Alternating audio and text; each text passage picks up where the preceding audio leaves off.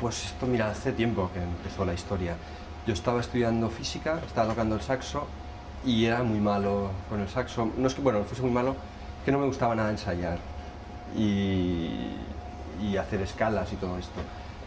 Y un año, debía ser el 82 o el 83, en física, descubrí los ordenadores y nos hicieron programar así muy rápido. Y entonces pensé que todo lo que no me gustaba hacer, o no me gustaba hacer varias veces, pensé que los ordenadores lo hacían toda la primera, ¿no?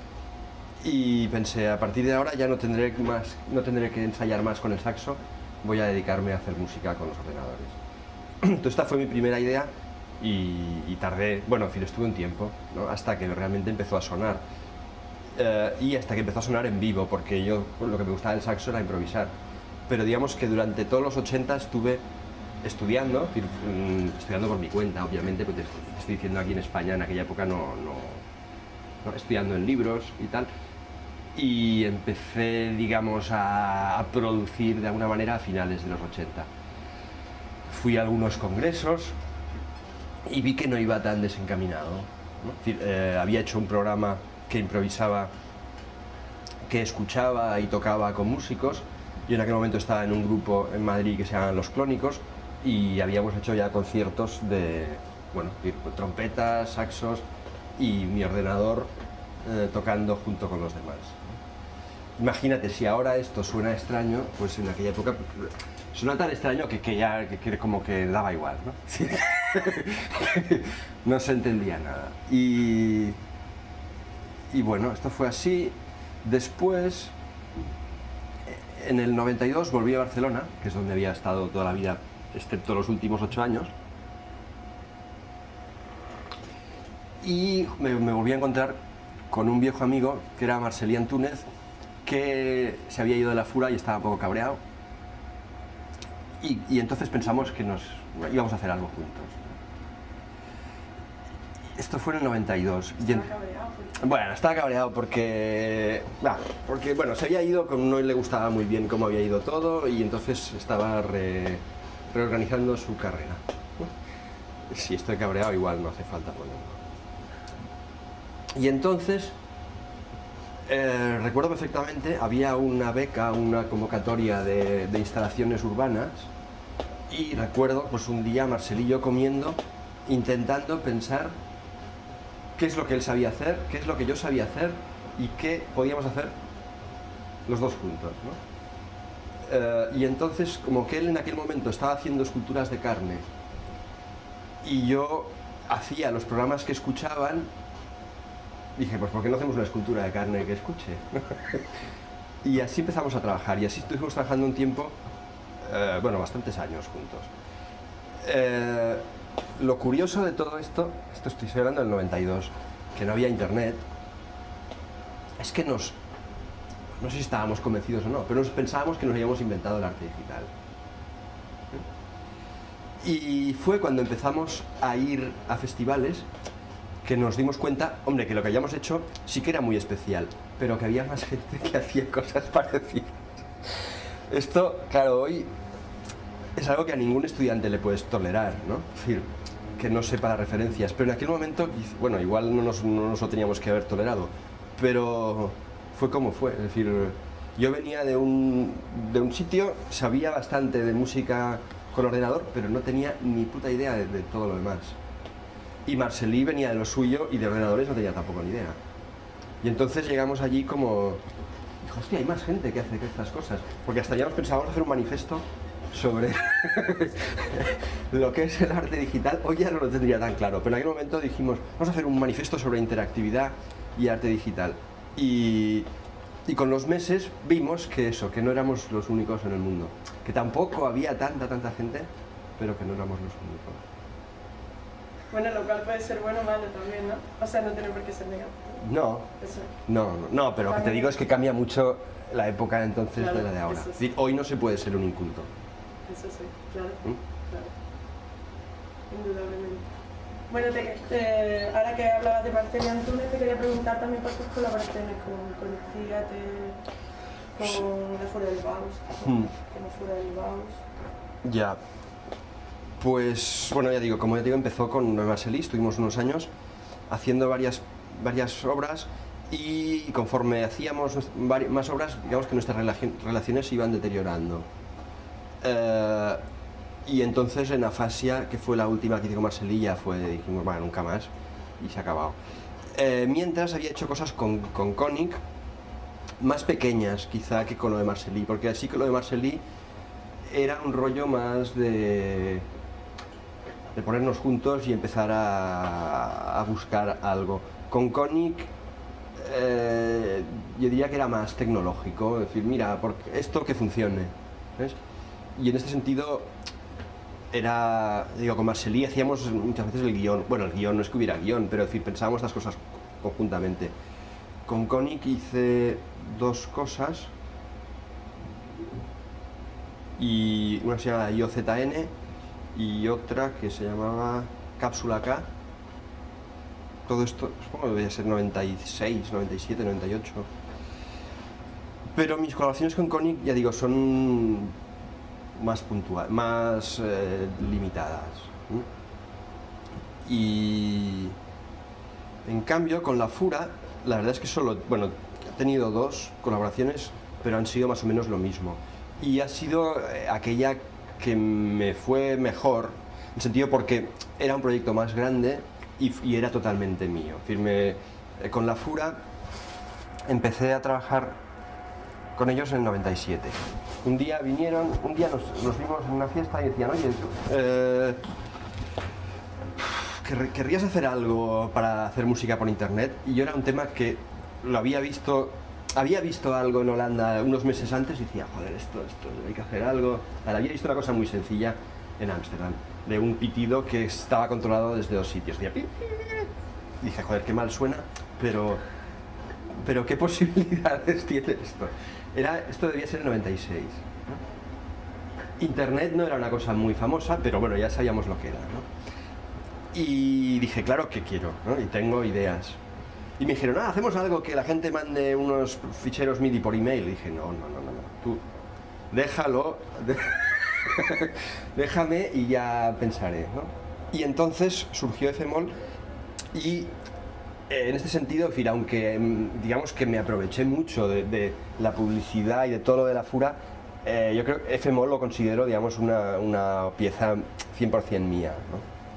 Que la Fura fue de puta madre porque me pagó para hacerlo y me dio una publicidad y dio después una publicidad, esto para decir, la gente se fue apuntando y se fue utilizando, es decir, cosa que sabes que siempre es muy difícil, es decir, muy difícil.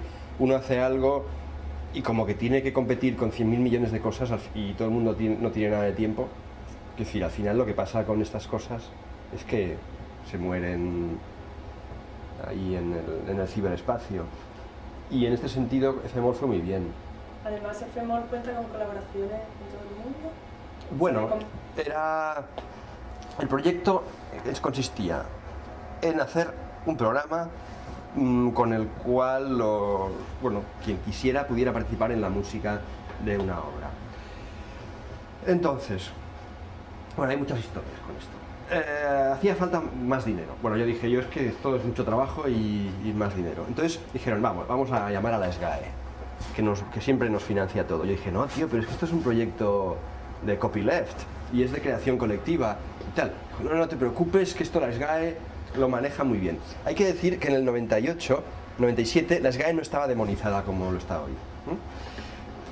Pero, es decir, yo había escrito todo un manifiesto sobre creación colectiva y copyleft y tuve que cambiarlo aquella noche para ir a convencer a los de SGAE de que aquello era el futuro para la investigación. Era el futuro, es decir, que aquel proyecto lo tenían que financiar porque iban a estudiar qué coño iba a pasar inmediatamente. Es decir, qué pasaría con internet y cómo se iba a ir esto de la olla, y que tenían que tener como una probeta, ¿no? Un tubo para hacer ensayos. Les dije, mira, esto es una forma de ensayar que está controlada porque está todo aquí controlado, pero yo creo que os va a ir muy bien para ver lo que va a suceder en breve. Y fue que sí, ¿no? Pero fue que sí tuvo un precio, y es que todo el rollo de copyleft, claro, cambió, lo estaba financiando la SGAE. Entonces el programa lo tuve que cambiar para que hiciera un tracking bastante difícil de craquear, no imposible, pero para que cada parte de cada fragmento se supiera de quién era. Es decir, y que la gente no pudiese atribuirse piezas que no eran suyas, es decir, estaba todo controlado con un sistema de firma digital, porque después las piezas que se seleccionaron para el espectáculo, había 2000 piezas cortitas y se seleccionaron 50. Estas 50 se les cobraban derechos de autor. Y la SGAE se comprometió a que los seleccionados les darían de alta y tal. Y sí, funcionó. Lo que no se esperaba la SGAE es que como caían 50 piezas de casi 50 autores, la mayoría de los cuales no eran socios, les tuvieron que dar de alta. Y entonces los porcentajes que tenían era del 0,2388 de la obra. Entonces otro tenía el 0,34. Entonces la SGAE al final le dio un ataque, pero al pobre gestor que estaba manejando los derechos, y dijo, este experimento ha ido muy bien, pero nunca más, ¿no? Y entonces se quedó así, ¿no? Pero fue bien, fue muy bien. Y luego, de ahí surge también Zumbotron, ¿no? Bueno, Zumbotron en realidad es una tontería.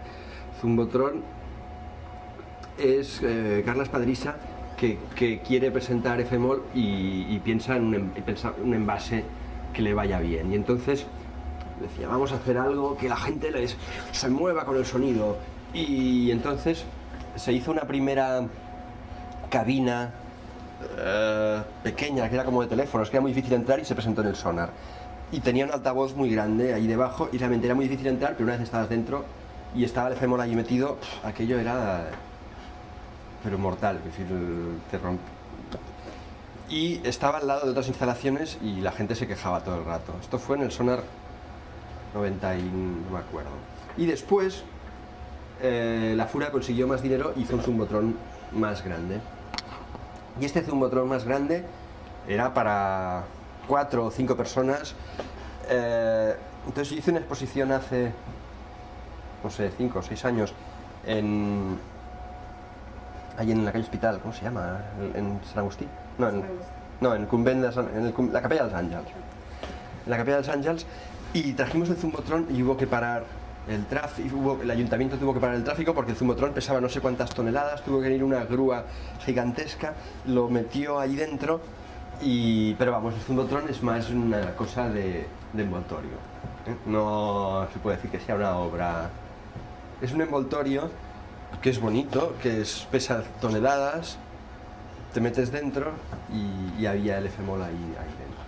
Pero luego también, o sea, con Efemol, luego formaste un trío que tocaba ese performance. Sí. Efemol lo pensé para internet, ¿no? Pero, y de hecho, a ver, yo antes había estado trabajando y con cosas más complicadas, con sensores y tal, y los conciertos solía trabajar con más sensores. Y entonces Efemol, en cierta forma, era como un poco, no una regresión, pero una simplificación, porque había que hacer algo que funcionase para todo el mundo y con un ratón. Entonces inicialmente no pensé que esto fuese para mí. Y fue solo, pero sí que en cambio con Efemol sí que tenía una idea muy clara, que era un poco el proselitismo del noise music. Yo quería que la gente hiciese noise y, bueno, quería que la gente apreciase, a ver, no, que la gente así en plan una revolución mundial, pero pensé, la forma de apreciar mejor las cosas es haciéndolas, y si hago un programa que haga noise, más gente va a apreciar eso, ¿no? Y la verdad es que fue así, porque había mucha gente que nunca había hecho este tipo de música y que empezó a usar Efemol y que le gustaba y que empezó a hacer música, incluso a dedicarse a hacer música, ¿no? Entonces yo empecé a usarlo un poco también. A veces, bueno, empecé a usar como supongo todo el mundo que hace estas cosas, para animar el foro. Es decir, de vez en cuando, que no había actividades, ya voy a hacer un tema, ¿no? Y entonces, porque en Efemol, digo, por la noche miraba a ver si hay alguien conectado, tal, y entonces a veces ya empezaba a conocer a la gente, y entonces me ponía allí y hacía un poco con ellos. Obviamente no les decía, soy yo el que lo ha hecho, sino que estaba allí haciendo temas, ¿no? Y así me fui como enganchando. Después hay una historia graciosa, una anécdota que es como de Hollywood, de comedia mala. Y es que Cristina Casanova, que vivíamos juntos entonces, también estaba triste porque al principio no había mucha gente. Y empezó a ayudarme, ella no hacía música, empezó a ayudarme poniendo temas en el foro. Pero, claro, buscó varios alias y no dijo quién era. No me dijo, yo trabajo, cuando de vez en cuando pongo algún tema, ¿no? Y se buscó varios alias y se consiguió, un poco como Pessoa, tenía varias personalidades sonoras, ¿no? Y yo no tenía ni idea que era ella. Y un día le dije, hostia, he descubierto, hay un músico nuevo que es buenísimo. Está haciendo unos temas buenísimos. Me dijo, ah, ¿y cómo se llama? Yo, tal, ya no me acuerdo, pero... Y entonces ella estaba como contenta. ¿Quién es? ¿Qué es? Dile que después, que ya la llamaré. Y... ¿qué decía? Ah, sí. Bueno, entonces al final me explicó todo, ¿no? Dije, no, pues soy yo. Y entonces, dije, hostia, pues tocas bien, ¿eh? Dije, hostia, es que he practicado mucho. Y entonces se nos ocurrió, dijimos, vamos a hacer un grupo con Pelayo. Pelayo es clarinetista y saxofonista y yo tocaba con él ya desde los Clónicos, es decir, desde el 85, de vez en cuando, así esporádicamente. Y fíjate, hacía ya 15 años. Entonces en el 2000 o en el 99 le dije a Pelayo, oye, vamos a hacer un grupo. Él vivía en Suiza, entonces no estaba, en fin, podíamos tocar a menudo, poco a menudo. Pero dije, ¿por qué no hacemos este grupo y tal? Y tengo estas ideas. Y así estuvimos 1 año y medio, pues haciendo conciertos. Creo que fue 1 año y medio, no fue mucho más. Y la verdad es que estoy, digamos que me gusta la música que hicimos con el F-Moll Trio en aquella época.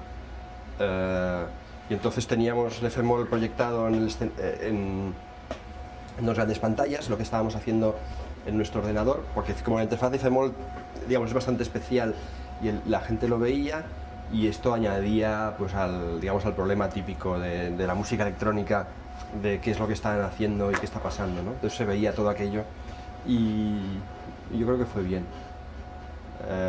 Pero bueno, después pues las cosas se van rompiendo y la vida va cambiando, ¿no? Hablaba aquí un poco de todas las investigaciones en el MIT de Massachusetts y bueno, todo el tipo de desarrollo que tiene allí, investigaciones sobre el software de código abierto y todo esto que ya conoces.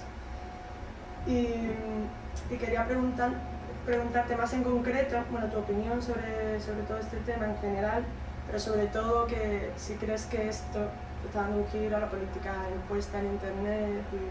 Si el open source está dando un giro a la política impuesta en Internet. Si crees que puede ser una posición que cambie un poco las cosas.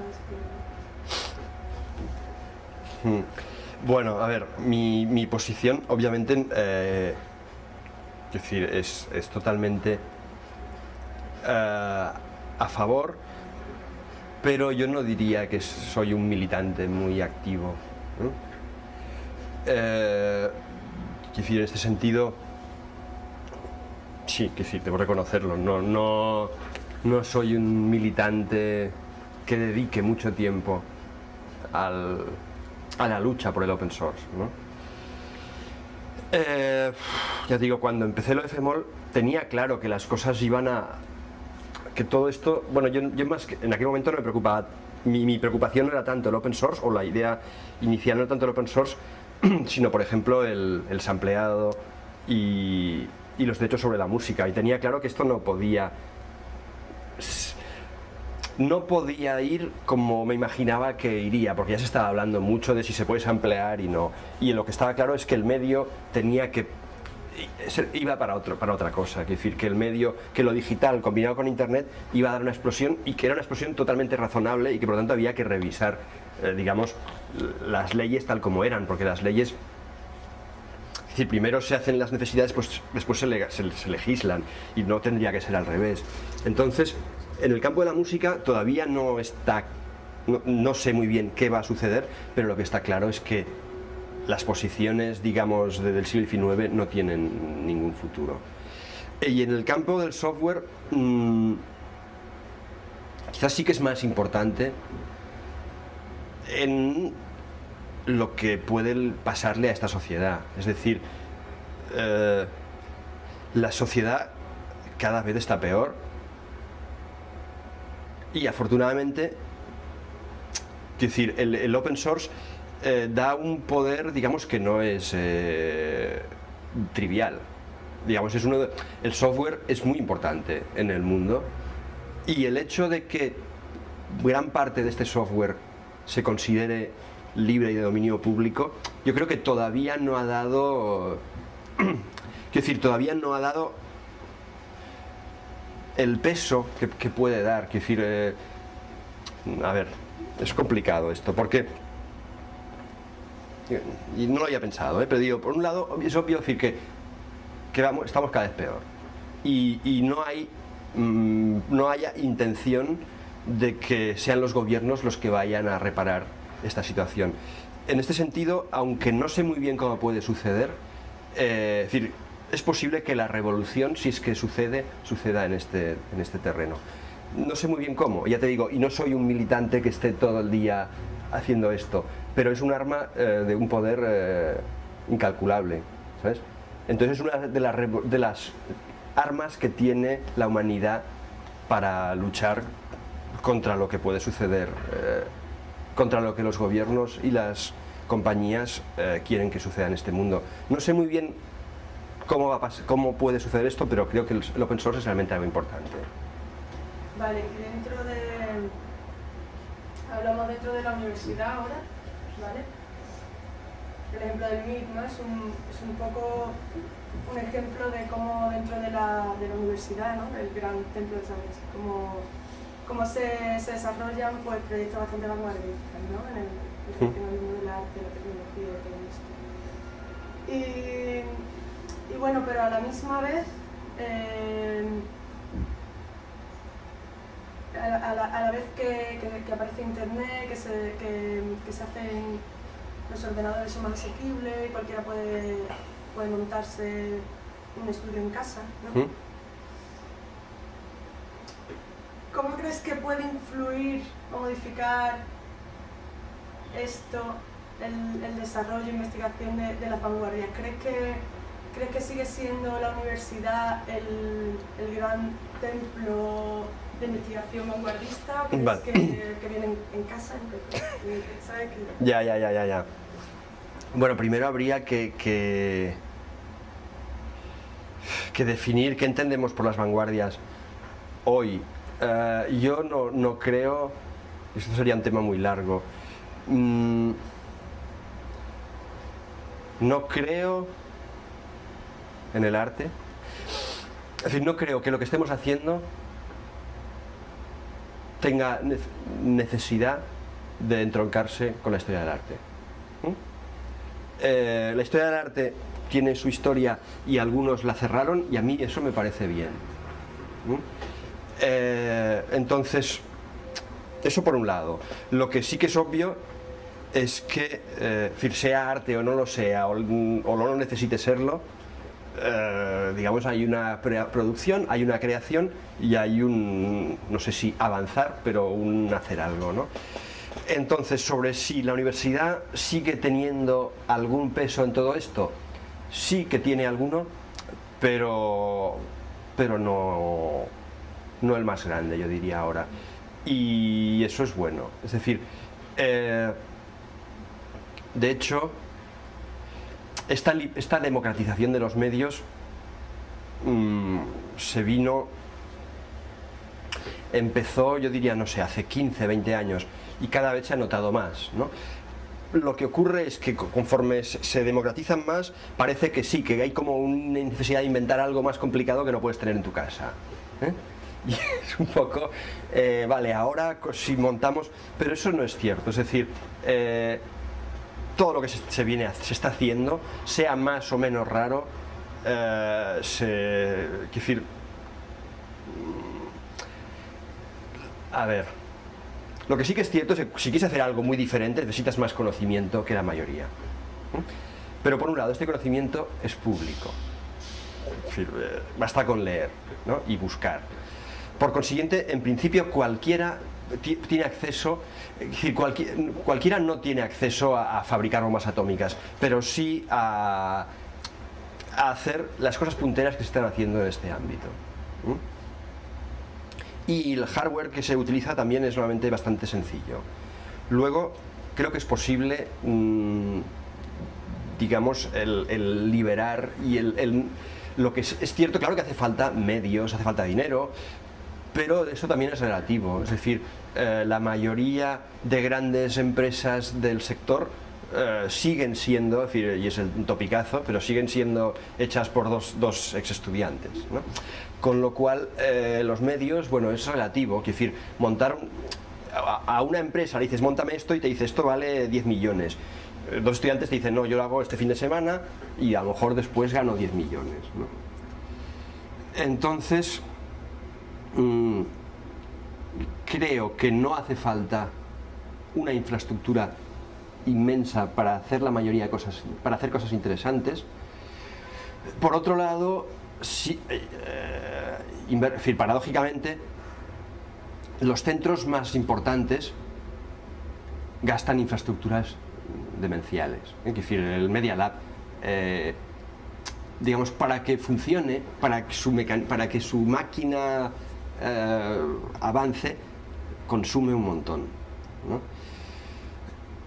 Y tal vez no produce mucho más que, digamos, entes más autónomos, ¿no?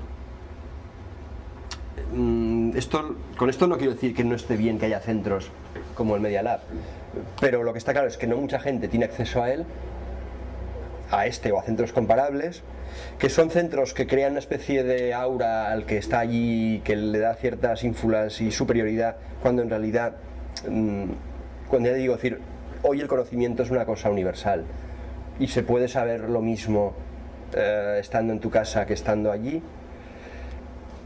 Luego yo lo que haría sería desmitificar todo esto, ¿eh? Ahora, lo que es indudable es que si te dan de comer y te dejan hacer lo que quieras, pues estarás mejor que si no, que tienes que preocuparte de comer, de pagar el piso y además de hacer lo que quieras, ¿no? Pero por otro lado, es decir, cuando crees más en lo que quieres hacer y lo tienes más difícil, también trabajas más. Es decir, que trabajas como con más dedicación, ¿no? Entonces, he dicho varias cosas y no sé si se sintetiza tu pregunta. Las vanguardias no existen, y si existieran no están preservadas en ningún sitio. Como docente, es lo estancos o lo estancas que siguen estando, digamos, las disciplinas, ¿no? Por ejemplo, cuando doy clases en el máster en artes digitales, tanta gente potencialmente interesada que sin embargo sigue rechazando o sigue teniendo un temor infinito a todo aquello que supone ir un poco más allá en la técnica, ¿no? Que es, por ejemplo, aprender a programar. Cuando, claro, ahí cada cual puede tener su idea, pero en fin, yo estoy convencido que si no se sabe programar, es decir, no sirve de nada hacer cosas con ordenadores. Sería como, es decir, bueno, querer pintar y no saber manejar un lápiz, ¿no? Y en el otro sector, como cuando doy clases en ingeniería y tengo algunas asignaturas, digamos, de las raras, ¿no? Taller de sistemas interactivos, digamos, la dificultad con que, digamos, a los estudiantes que son jóvenes, que tienen 22 años, ¿no? Como para transmitirles ideas nuevas y la mayoría, digamos, no es que tengan un rechazo así a todo aquello que es nuevo, pero esto les parece tan raro. Y entonces, no digo que esto sea siempre así, pero es la tónica. Es decir, surge después estudiantes interesados y realmente con mucho potencial en ambos lados. Pero digamos que me da pena que sigan existiendo estos dos lados, ¿no? Y que yo ya sé lo que explico en un sitio e intento que pase esto, y lo que explico en el otro intento que pase esto, pero en fin, siguen siendo dos cosas como bastante estancas. O sea que, bueno, si me meto ahí un poco en la importancia de la interdisciplinaridad. Claro, la interdisciplinaridad es fundamental. Lo que pasa que esto requiere trabajo. Es decir, que no es decir, yo no creo digamos, en este rollo más de marketing, vamos a juntar a creativos y seguro que este fin de semana surge la hostia. Yo no me lo creo. Es decir, no me lo creo porque he estado en muchas reuniones con mucha gente en toda mi vida y las cosas no surgen. A veces sí, pero no se puede pretender que las cosas siempre funcionen así. Es decir, hay que digerir mucho y hay que, bueno, no sé, es complicado. Es decir, la interdisciplinaridad es fundamental, pero no se monta en un mes ni en una semana. Y esto es complicado. Es decir, es complicado, ahora ya digo, como docente y como organizador de planes de estudios y pensando en el futuro. Es decir, el futuro va por allí y es difícil realmente cómo convencer a la gente y cómo conseguir transmitir la esencia de digamos, conocimientos compartimentados que pensamos, porque no soy el único que lo piensa, que son esenciales para seguir avanzando en estas direcciones. Y es realmente difícil. Es decir, es difícil convencerle a alguien que dice yo soy o quiero ser artista de que la técnica es esencial en este ámbito. Y es difícil convencer a alguien que dice yo quiero inventar la hostia de cosa digital, pensar que sin imaginación y sin una visión realmente de cómo las ideas en el mundo de la creatividad van surgiendo y de lo que ha ido pasando en el último siglo, que es difícil que se invente algo así por las buenas. Es realmente difícil. Y no hay, claro, hay muchos centros en el mundo, todo el mundo está intentando esto, pero no es sencillo. En el arte digital igual es donde más, bueno, no sé decir dónde más, pero al menos donde sí que ocurre mucho, ¿no? O sea, arte creado por biólogos, que igual anteriormente supongo que no era así tan... Sí, bueno, sí.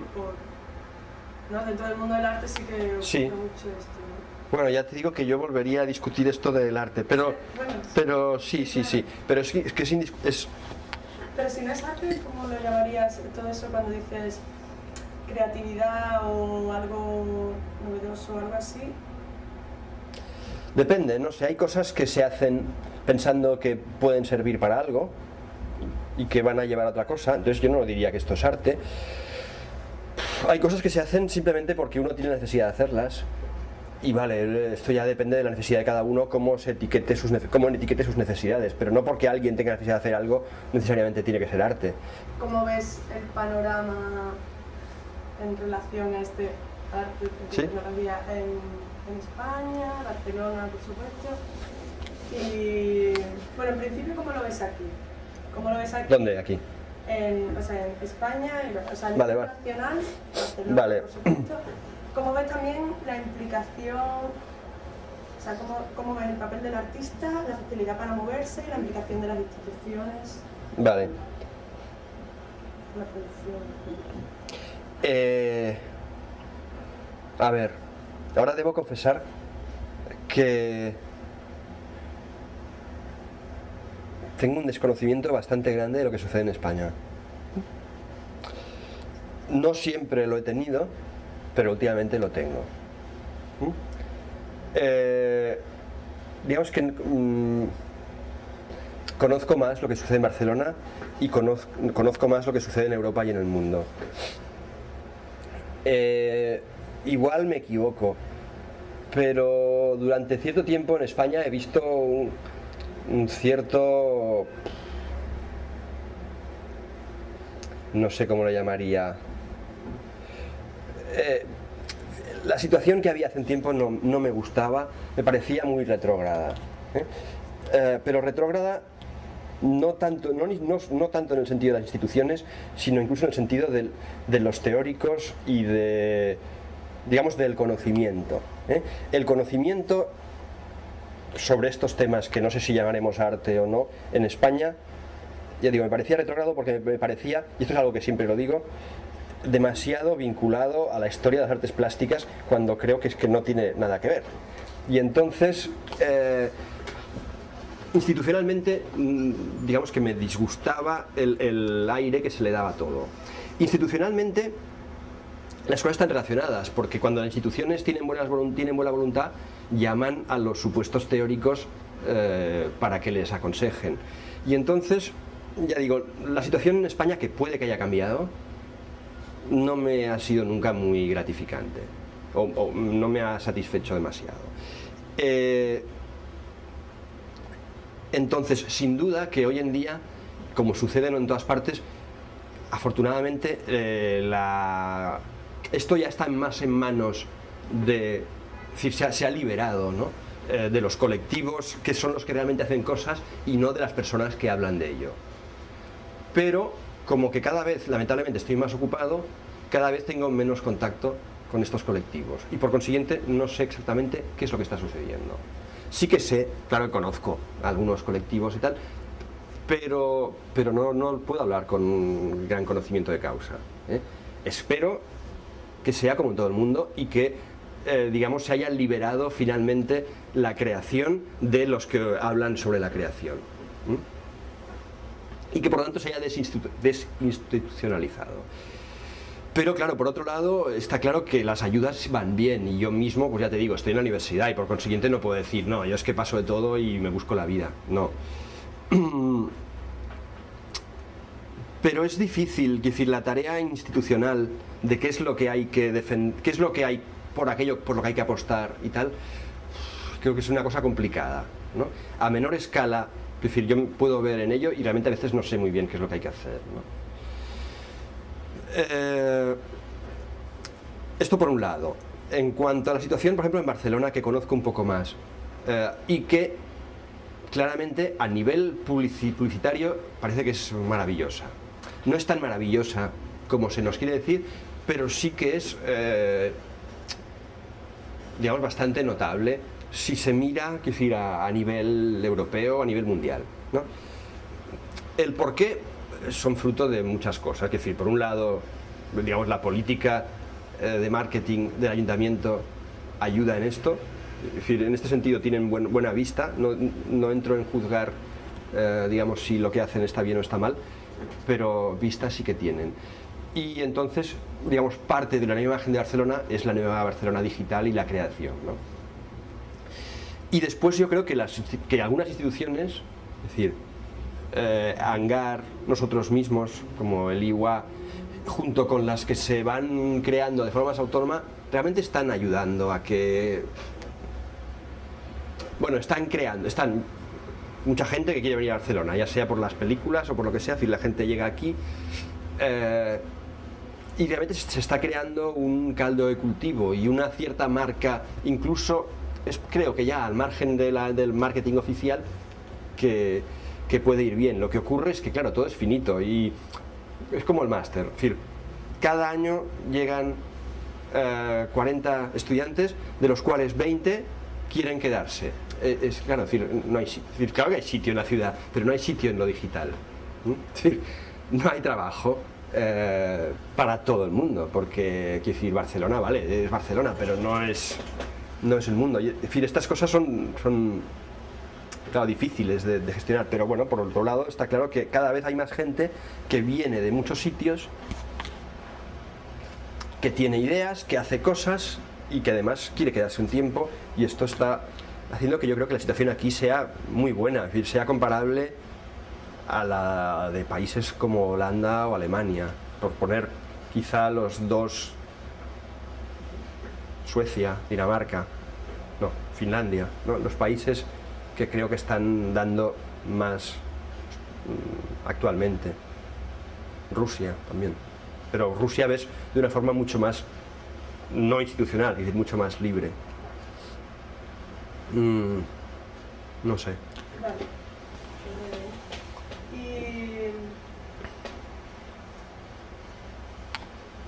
Vale, por aquí tenía varias, pero más o menos están todas así contestadas.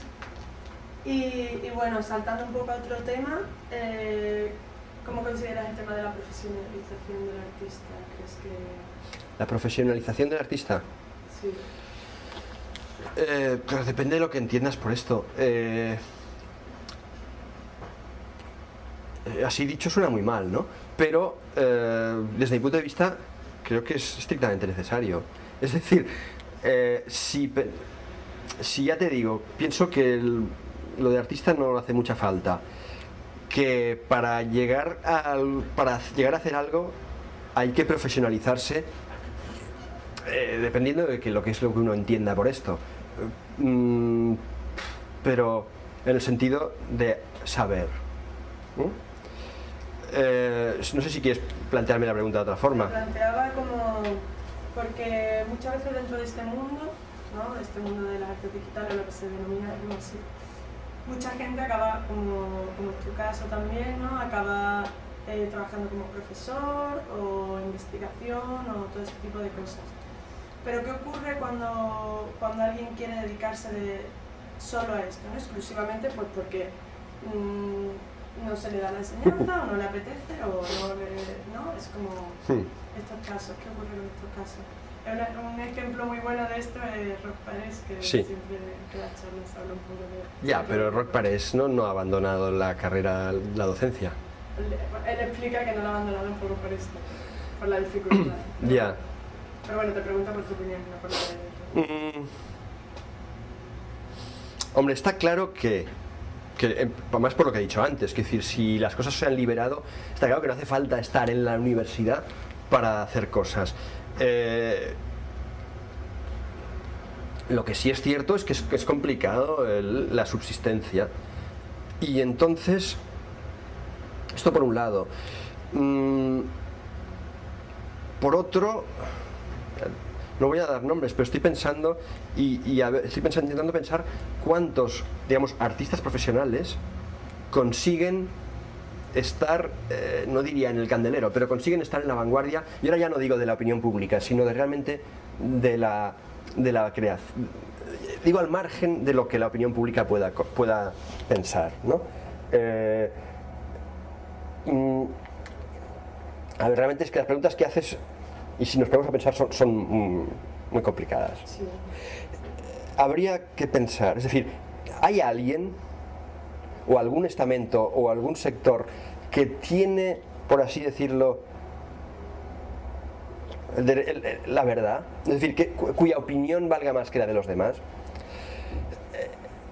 Como que estamos en medio de una cosa que involucra creación con tecnología. Por ejemplo, la tecnología tiene mecanismos típicos que son: yo publico artículos, mis colegas los leen, los comentan sin decir quién son, aunque como que ya no somos tantos, siempre sé quiénes son según lo que dicen, pero quiero decir que opinan sin cortapisas y dicen esto es una puta mierda y ya lo ha dicho el otro hace 3 meses o hace 5 años, ¿vale? Aunque esto puede parecer un poco brutal y que tal vez uno piense que aplicado a la creación eso no está bien, quiero decir, el que los demás te digan, en que los demás busquen referentes y te digan esto ya está hecho y esto, ¿por qué no indagas más para allá? Eso ayuda. Si entramos en un ámbito ya más creativo, en donde ya digo, a menudo los que tienen que valorarlo desde mi punto de vista no están suficientemente formados y se dejan llevar por discursos paralelos que creo que muchas veces nada tienen que ver con la obra, digamos que falta un poco este espíritu crítico. Entonces, digamos que este espíritu crítico y esta respuesta dura y crítica se tiene más en el ámbito académico. Y quizá por ello como que ayuda a orientar, ¿no? Después, cuando, digamos, si se quiere prescindir, lo cual es perfectamente y además muy comprensible, prescindir totalmente del ámbito académico, ya digo, yo creo que el pensar en una carrera artística, digamos, a la antigua, creo que es un error. Es decir, hoy en día creo que esto, bueno, yo no creo en ello y yo creo que algún día se va a acabar de verdad. Es decir, las galerías, todas estas cosas no pintan nada en la historia hoy en día. Y entonces, si uno quiere tener una carrera independiente, yo creo que la solución está en ser profesional. Igual que sucedía en el siglo XVII o XVIII. Nos estamos quedando sin cinta, ¿o no? Es decir, en el siglo XVII, XVIII, los artistas eran profesionales. Y yo creo que es un buen momento para recordarlo y volver, es decir, a combinar, ¿no? Es decir, si no quieres la universidad, algo tendrás que... Es decir, de alguna forma tendrás que sacar, ¿no? La forma de vivir. Y yo creo que no se deberían sacar es decir, ya digo, museos y estas cosas, yo creo que es que se han acabado en este sector, ¿no? Entonces es un poco volver a... Es decir, los mecenas de hoy son los clientes, ¿no? Y los clientes no creo que compren arte, no creo que tengan que comprar arte digital, porque el arte digital no creo que se tenga que comprar. Es decir, los clientes son los que quieren stands no sé qué, o mi web que sea más chula, o directamente tener una idea revolucionaria y hacer algo, es decir, inventar el P2P. Es decir, estas son para mí creaciones importantes de este milenio, cosas que nadie piensa que son arte, y cosas que están cambiando la sociedad. El que inventó Napster, aunque después, digamos, se vendiera y tal, realmente cambió la sociedad. Y no lo hizo pensando, yo soy un artista. Lo hizo pensando, ¿por qué no hago esto? Cuando creo que esto estaría bien. Es decir, creo que la gente está esperando esto, aunque no lo sepa. Esto es decir, una cosa así está muy cerca de la idea abstracta que alguien tiene del arte. Es decir, digamos, del arte en la historia, ¿no? El descubrir cosas que están en el aire y ponerlas de una manera. Pero, ya digo, es decir, nadie piensa que Napster sea una obra de arte, ¿no? Pero lo es mucho más que cualquier instalación, desde mi punto de vista. Y entonces, es decir, es por esto que el profesionalizarse no tiene por qué verse de una forma peyorativa, ¿no? Lo que está claro es que, es decir, no se puede pretender hacer algo que no le interese a nadie. Y hay que encontrar a quien le interesa y que te apoye de alguna manera. Pero las instituciones no saben lo que interesa a la gente. Se rigen por criterios institucionales, digamos, misteriosos.